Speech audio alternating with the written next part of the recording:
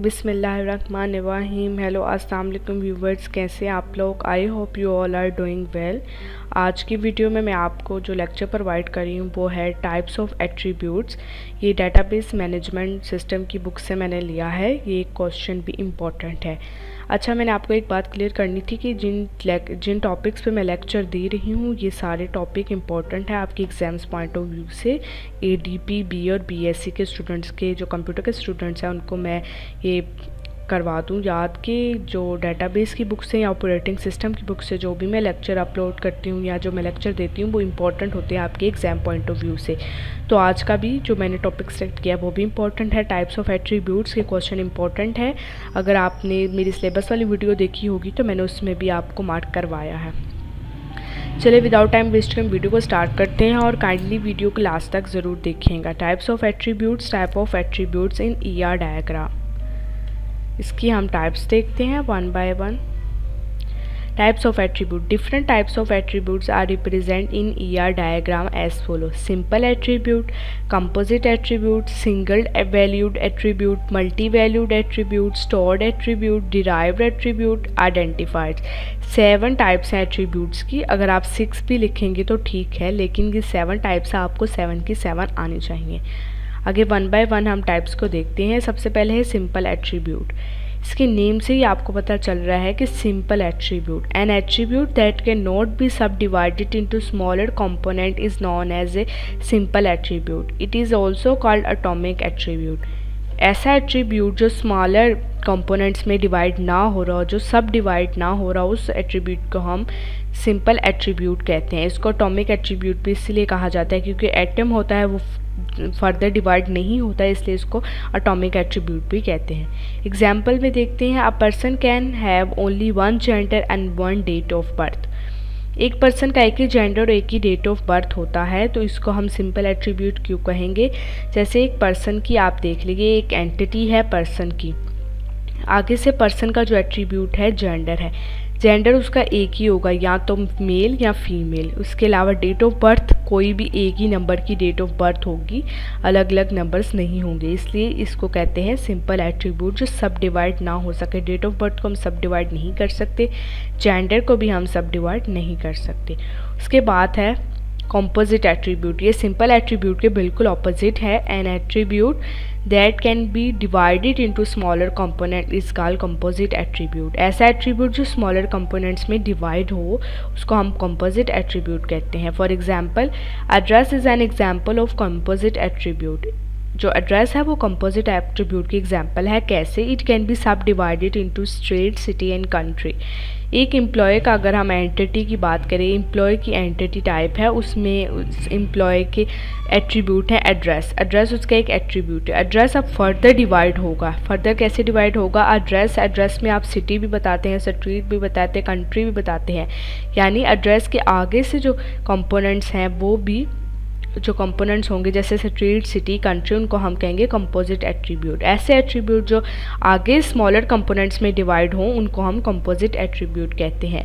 ये simple attribute के बिल्कुल ऑपोजिट है। नेक्स्ट है हमारे पास single valued attribute. An attribute that may contain single value is called single valued attribute. ऐसा एट्रीब्यूट जो सिंगल वैल्यू पे हो उस एट्रीब्यूट को हम सिंगल वैल्यू एट्रीब्यूट कहते हैं। For example, age of a person is a single valued attribute, gender is also a single valued attribute. Age एक पर्सन की सिंगल वैल्यू, यानी एज आपने लिख दी वो एक सिंगल वैल्यू होगी, उसके साथ काफ़ी सारी और वैल्यूज़ नहीं होंगी। जेंडर है या तो मेल या फीमेल, वो भी एक ही जेंडर होगा, यानी एक ही वैल्यू होगी, ज़्यादा सारी वैल्यूज़ नहीं होगी। इसका हम कहते हैं single valued attribute. Next attribute है multi valued attribute. An attribute that may contain 2 or more value is called multi valued attribute. ये simple value attribute single value attribute के ऑपोजिट है कि इसमें 2 और मोर वैल्यूज हो सकती हैं। Multi valued attribute is represent by double line oval. इसको double line oval से रिप्रेजेंट किया जाता है। A person may have 2 or more college degrees, similarly an employee may have many skills. जैसे कि एम्प्लॉय का हम एंटिटी देखते हैं, उसका आगे से एड्रेस, आगे उसका एट्रीब्यूट एड्रेस में से फर्दर एट्रीब्यूट्स आ गए। उसके बाद एक उसका एट्रीब्यूट है स्किल्स का। स्किल्स अब उसके काफ़ी सारे स्किल्स हो सकते हैं, जिसमें उसने कोई एक स्किल तो नहीं सीखा होगा, हो सकता है उसने काफ़ी सारे स्किल्स सीखे हों। और अगर इस तरह हम इधर स्टूडेंट की एंटिटी ले तो स्टूडेंट ने डिग्रीज, उसकी काफ़ी सारी डिग्री हो सकती हैं, यानी काफ़ी सारी वैल्यूज़ हो सकती हैं। तो इस एट्रीब्यूट को हम मल्टी वैल्यूड एट्रीब्यूट कहते हैं। और इसको ये देखिए डबल ऑल से रिप्रेजेंट किया जाता है, डबल लाइन ऑल से रिप्रेजेंट किया जाता है। ये बात आपने जहन में रखनी है, एमसीक्यूज में भी पूछी जा सकती है। नेक्स्ट है stored attributes. N attribute that is stored in a database is called stored attribute. ऐसा एट्रीब्यूट जो डेटाबेस में ऑलरेडी स्टोर्ड किया हो हमने, उस एट्रीब्यूट को हम स्टोर्ड एट्रीब्यूट कहते हैं। Most of the attributes are stored in database, these are stored and accessed from database। ये सिंपल सी डेफिनेशन है कि ऐसे एट्रीब्यूट जो आपके डेटाबेस में स्टोर्ड हो उनको हम स्टोर्ड एट्रीब्यूट्स कहते हैं, और इनकी रिप्रेजेंटेशन के लिए कोई अलग से सिंबल यूज़ नहीं होता। उसके बाद है derived attribute. An attribute that is not stored in database but derived for another value is called derived attribute. Name से ही आप देख लें, यानी डिराइव्ड एट्रीब्यूट है जिसको हम खुद डिराइव करें, जिसकी वैल्यू जो एट्रीब्यूट हमारे डाटाबेस में स्टोर ना हो लेकिन उसको हम किसी और वैल्यू से ड्राइव करें, उसको हम ड्राइव एट्रीब्यूट कहते हैं। A derived attribute is indicate by using an एक्लिप with a dash line. Dash line एक्लिप से हम इसको रिप्रेजेंट करते हैं। एग्जाम्पल देखते हैं। Roll number, name and date of birth of a student can be stored in database. The age of a student can be derived from date of birth. यानी roll number, name और date of birth तो एक student की हमारे पास database में store थी, तो अब हमें उसकी एज चाहिए, तो एज को हम स्टोर नहीं है तो लेकिन हम उसको ड्राइव कर सकते हैं। कैसे ड्राइव कर सकते हैं? Date of birth. Date of birth को हम कैलकुलेट करके एज को हम ड्राइव कर सकते हैं। तो ये देखिए स्टूडेंट की एंटिटी है, इसमें हमारे पास रोल नंबर भी है, उसका जेंडर भी है, डेट ऑफ बर्थ भी है। एज को हम फाइंड करने के लिए क्या करेंगे? डेट ऑफ बर्थ को कैलकुलेट करके हम उसकी एज फाइंड कर देंगे। यानी एज जो है वो हमने ड्राइव्ड एट्रीब्यूट किया, यानी उसको हम खुद ड्राइव किया किसी और वैल्यू से, तो इसको हम डिराइव्ड एट्रीब्यूट कहेंगे। और इसको हम इस तरह डैश डैश लाइन से रिप्रेजेंट करते हैं। नेक्स्ट है लास्ट एट्रीब्यूट हमारा identifiers. Identifier in an attribute that identify an entity instance among their instances in entity class. Identifier is represented by underline. ऐसे एट्रीब्यूट जो आइडेंटिफाई काफ़ी सारे एंटिटी इंस्टेंस हैं, उनमें से अपने इंस्टेंस को एंटिटी क्लास में से अदर इंस्टांसेस में से आइडेंटिफाई किया जाने वाला जो एट्रीब्यूट है उसको हम आइडेंटिफायर कहते हैं। जैसे there may be many instances of student entity class but each student is identified by his roll number और रजिस्ट्रेशन नंबर। एक एंटिटी क्लास में बहुत सारे स्टूडेंट हो सकते हैं, लेकिन वो स्टूडेंट कैसे आइडेंटिफाई किए जाते हैं? उनके रोल नंबर और रजिस्ट्रेशन नंबर से।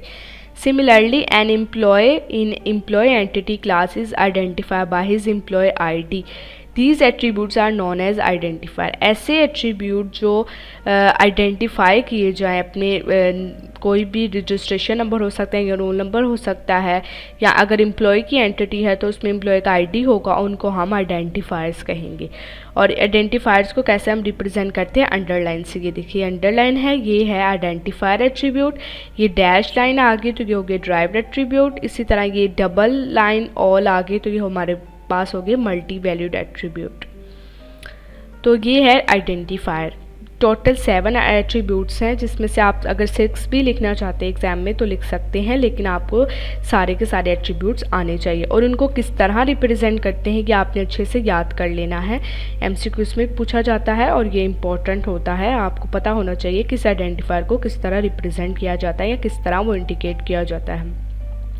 आई होप आपको आज का लेक्चर अच्छे से समझ आ गया होगा। और इसके अलावा डेटाबेस और ऑपरेटिंग सिस्टम की जो बुक के सिलेबस है, जो आउटलाइन है या गेस हैं सारे इंपॉर्टेंट, वो मैं डिस्क्रिप्शन बॉक्स में लिंक डाल दूँगी।